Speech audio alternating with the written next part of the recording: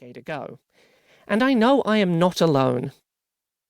When I talk to my trans, non-binary, agender, gender fluid, and intersex friends, I have heard countless wonderful stories about the ways that coming to terms with gender brought unimaginable happiness and love into their lives. When I said earlier that gender dysphoria isn't a required part of being trans, I meant it. When I say that, sometimes people ask me how someone would know that they're trans, if not for feeling uncomfortable with their body and the way that they were born. And to that, I say the answer is simple. If you try presenting yourself as something other than your birth-assigned gender, and it makes you feel euphoric, that's just as valid a reason to claim your identity as escaping dysphoria. Gender euphoria is an equally valid reason to decide who you are. I'm not going to pretend that the world isn't sometimes a bit miserable for non-cisgender people. I'm not going to pretend that a lot of us didn't have a rough road to get where we are now.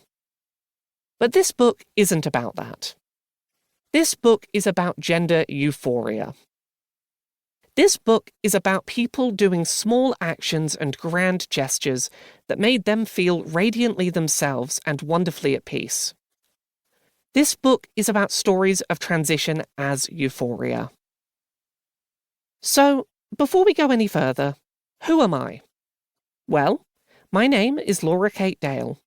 I'm a 29-year-old pansexual trans woman, author of 3 books, full-time video game critic and podcaster. Of the essays contained in this anthology, I wrote around 1/3 of them, with the rest being written by a wonderful list of contributing authors. Over the next 70,000 words or so, you'll hear several essays about my own experiences with gender euphoria throughout the past decade, but you'll also hear essays from a vast array of non-cisgender writers of different orientations and backgrounds, and with a varied selection of experiences to share. Every author hand-picked to contribute an essay to this anthology was selected above hundreds of other writers because I felt they had a uniquely joyful story to tell, and was excited to help them tell that story to the world. From an agender dominatrix getting called daddy, to an Arab trans man getting his first tattoos in spite of cultural taboo, a non-binary intersex writer not having to choose between puberties, and a trans woman embracing her inner fighter, this book will take you on a journey through how coming to terms with who you are can be about more than avoiding someone you don't want to be. So, thank you for listening to this book. I hope you feel as overjoyed listening to it as I have felt having the privilege to put it together. Laura Kate Dale, 2020. Becoming Prom King.